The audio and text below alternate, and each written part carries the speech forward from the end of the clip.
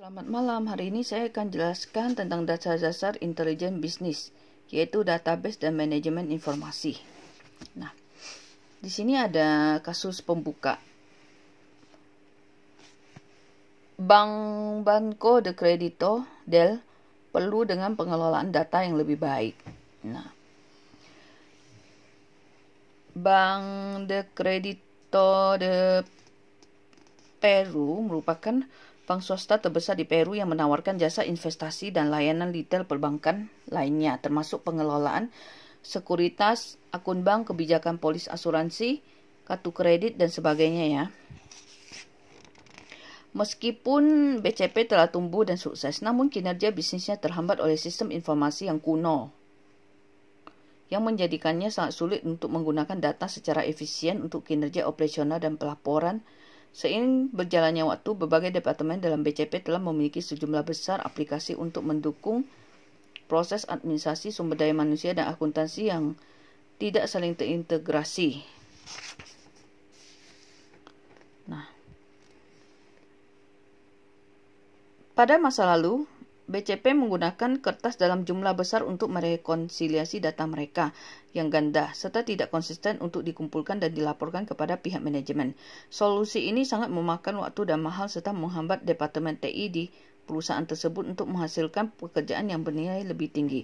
Solusi yang lebih sesuai lainnya adalah dengan menginstal perangkat keras dan perangkat lunak baru, tempat penyimpanan informasi bisnis bagi seluruh perusahaan untuk mendukung kelancaran aplikasi bisnis ya. Nah, berikut beberapa pertanyaan yang harus Anda pikirkan. Apa yang menjadi masalah dalam manajemen data bank BCP dengan sistem mereka yang lama? Apa yang harus dilakukan sebelum bank tersebut dapat memperoleh manfaat secara efektif dari teknologi manajemen data itu? Kemudian di sini mengorganisasikan data dalam lingkungan file tradisional. Sistem informasi yang efektif menyediakan pengguna informasi yang akurat, tepat waktu, dan relevan. Informasi yang akurat berarti bebas dari kesalahan. Informasi yang tepat waktu berarti informasi yang tersedia pada saat diperlukan oleh pengambil keputusan. Informasi dianggap relevan ketika ia memberi manfaat serta sejalan dengan jenis pekerjaan dan keputusan yang akan dibuat. Kemudian, istilah dan konsep dalam pengorganisasian file. Sistem komputer mengorganisasikan data berdasarkan suatu hierarki yang dimulai dari bit, kemudian byte, kemudian berlanjut ke file, field, record, file, dan database. Ya, satu bit mewakili unit data terkecil yang dapat ditangani oleh komputer, ya, dan sebagainya. Nah, suatu record menggambarkan suatu entitas. Sebuah entitas dapat berupa orang, tempat, barang, atau peristiwa yang dapat kita simpan dan kelola sebagai informasi ya. Nah, di sini ada pemrosesan file tradisional, bisa kamu lihat ya gambarnya. Kemudian, masalah-masalah dalam lingkungan data tradisional ya. Pada kebanyakan organisasi, sistem cenderung berkembang terdiri di luar rencana perusahaan. Akuntansi, keuangan, manufaktur, sumber daya manusia, penjualan, serta pemasaran semuanya mengembangkan sistem dan file data sendiri. Setiap aplikasi tentu saja memerlukan filenya masing-masing dan program komputer untuk beroperasi. Contoh, area fungsional sumber daya manusia mungkin memiliki master file karyawan yang berisi file penggajian, file asuransi media, file tunjangan pensiun, file untuk daftar sel, dan sebagainya ya. Kemudian kita lihat lagi redundansi dan inkonsistensi data. Nah, redundansi data adalah kehadiran data ganda pada beberapa file data yang tersimpan di beberapa tempat atau lokasi. Inkonsistensi data adalah di mana atribut yang sama memiliki nilai yang berbeda-beda ya. Itu terjadi inkonsistensi. Nah, kemudian kita lihat ketergantungan program data. Ketergantungan program data mengacu pada satu paket data yang tersimpan pada file dan diperlukan oleh program-program tertentu untuk memperbaharui dan mengelola file tersebut, sehingga program tersebut perlu mengubah data-data tersebut.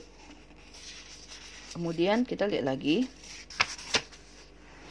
kurangnya fleksibilitas. Sistem file tradisional dapat mengirimkan laporan rutin sesuai jadwal setelah upaya pemrograman yang ekstensif, namun tidak dapat mengirimkan laporan-laporan ad hoc. Ya. Sistem keamanan yang buruk. Karena longgarnya pengendalian atau pengelolaan terhadap data, akses, dan penyebaran informasi menjadi tidak terkendali. Manajemen mungkin tidak memiliki cara untuk mengetahui siapa yang mengakses ataupun mengubah data organisasi.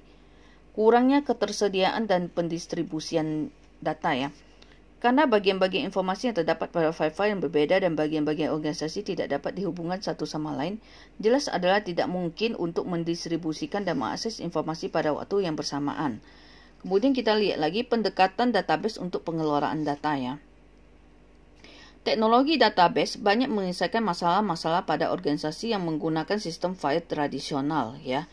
Kemudian kita lihat lagi sistem manajemen database. Sistem manajemen database adalah perangkat lunak yang memungkinkan suatu organisasi memusatkan data, mengelola mereka secara efisien, dan menyediakan akses terhadap data yang disimpan oleh program aplikasi. Kita lihat lagi bagaimana DBMS menyelesaikan masalah-masalah pada lingkungan file tradisional. DBMS mengurangi redundansi dan inkonsistensi data dengan meminimalisasi file-file yang terisolasi yang berisi data yang sama. Nah, DBMS relasional. DBMS terkini menggunakan model-model yang berbeda untuk memantau entitas, atribut, dan hubungan. Jenis DBMS yang paling populer bagi PC atau mainframe saat ini adalah DBMS relasional. Ya. Kemudian tabel database relasional bisa kamu lihat sendiri ya. Kita lihat operasi DBMS relasional. Nah, dalam database relasional, 3 operasi dasar seperti ditunjukkan gambar 65 ya. Digunakan untuk mengembangkan serangkaian data yang sangat berguna, yaitu select, join, dan project. Oke.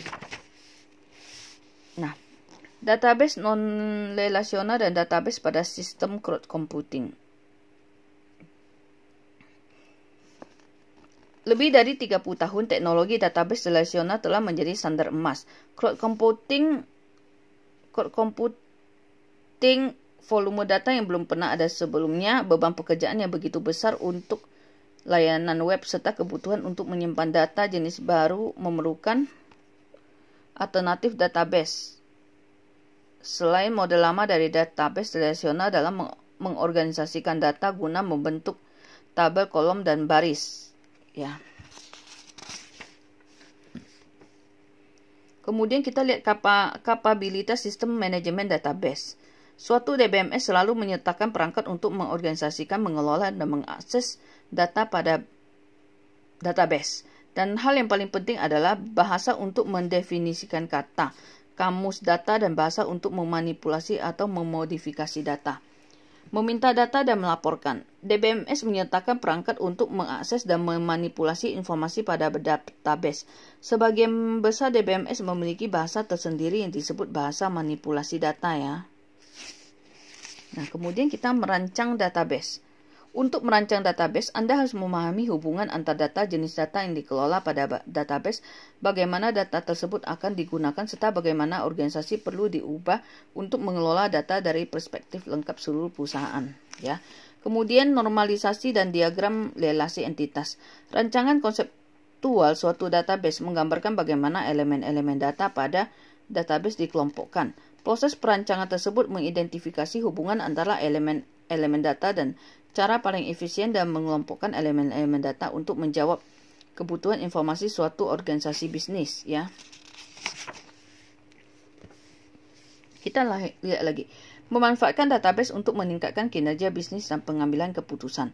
Organisasi bisnis menggunakan database mereka untuk memantau transaksi dasar seperti membayar pemasok, memproses pesanan, memantau pelanggan, serta menggaji karyawan. Nah, tantangan dalam menangani besarnya volume data. Sampai dengan 5 tahun yang lalu, sebagian besar data dikumpulkan oleh organisasi yang terdiri atas data transaksi yang dapat ditempatkan dengan mudah ke dalam kolom dan baris pada DBMS relasional. Sejak saat itu ada lonjakan data dari lalu lintas web, pesan seluler, dan konten media sosial Demikian juga dari data yang dihasilkan dari mesin seperti sensor atau dari sistem transaksi elektronis, ya. Kita lihat lagi infrastruktur intelijen bisnis. Nah, seandainya Anda ingin meringkas informasi penting mengenai kegiatan operasional, tren, dan perubahan terkini di seluruh organisasi. Jika Anda bekerja di perusahaan besar, data yang Anda butuhkan mungkin terfragmentasi ke dalam sistem-sistem yang terpisah seperti penjualan, produksi, dan akuntansi, atau bahkan berasal dari sumber eksternal seperti demografis dan data pesaing, ya. Kemudian kita lihat data warehouse dan data mart. Perangkat tradisional untuk menganalisis data perusahaan sampai dengan 20 tahun yang lalu adalah data warehouse. Data warehouse adalah data yang menyimpan data historis dan data terkini yang berpengaruh bagi kepentingan pengambilan keputusan di perusahaan. Hadap. Produk DBMS relasional dan data warehouse tidak sesuai untuk mengorganisasikan dan menganalisis data berkapasitas besar, ya, atau data yang tidak dapat dengan mudah dibentuk ke dalam format kolom dan baris yang digunakan dalam model datanya. Untuk menangani data berkapasitas besar yang semi terstruktur ataupun tidak sama sekali, perusahaan biasanya menggunakan Hadoop. Nah, Hadoop adalah kerangka kerja open source yang dikelola oleh Apache Software Foundation yang memungkinkan pendistribusian proses data berkapasitas besar secara paralel pada komputer berbiaya terjangkau. Kemudian kita lihat komputasi dalam memori. Cara lainnya untuk memfasilitasi analisis data yang besar adalah dengan menggunakan komputasi dalam memori, ya, yang sangat mengandalkan pada memori utama dari komputer. Kemudian platform analitis. Para vendor database komersial telah mengembangkan platform analitis berkecepatan tinggi yang terspesialisasi dengan menggunakan baik teknologi terkait maupun yang tidak terkait yang dioptimalkan untuk menganalisis kumpulan data yang besar, ya. Kemudian kita lihat pelangkat analitis, yaitu hubungan pola tren, ya. Ketika data telah direkam dan diorganisasikan dengan menggunakan teknologi intelijen bisnis, yang harus kita bahas adalah mereka tersedia bagi analisis lebih lanjut dengan menggunakan perangkat lunak untuk mengquery dan melaporkan database, ya. Kita lihat memproses analitis online. Seandainya perusahaan Anda menjual 4 produk yang berbeda, yaitu, ya, di kawasan timur, barat, dan pusat. Jika Anda ingin mengajukan suatu pertanyaan yang cukup jelas seperti berapa banyak cincin penutup yang terjual selama kuartal sebelumnya, Anda akan lebih mudah untuk menemukan jawaban dengan mengquery database penjualan Anda, ya. Oke. Kemudian lanjut data mining. Database tradisional akan melakukan query pada jawaban atas pertanyaan. Misalkan, berapa banyak unit dari produk nomor 403 yang dikirimkan pada Februari, ya. Nah, data mining lebih terdorong pada penemuan. Data mining memberikan wawasan pada corporate, yaitu data yang tidak dapat diperoleh dengan menemukan pola-pola yang tersembunyi serta hubungan dalam database yang besar dan aturan menarik kesimpulan dari mereka untuk memprediksikan perilaku pada masa yang akan datang, ya. Kemudian text mining dan web mining. Nah, maksudnya di sini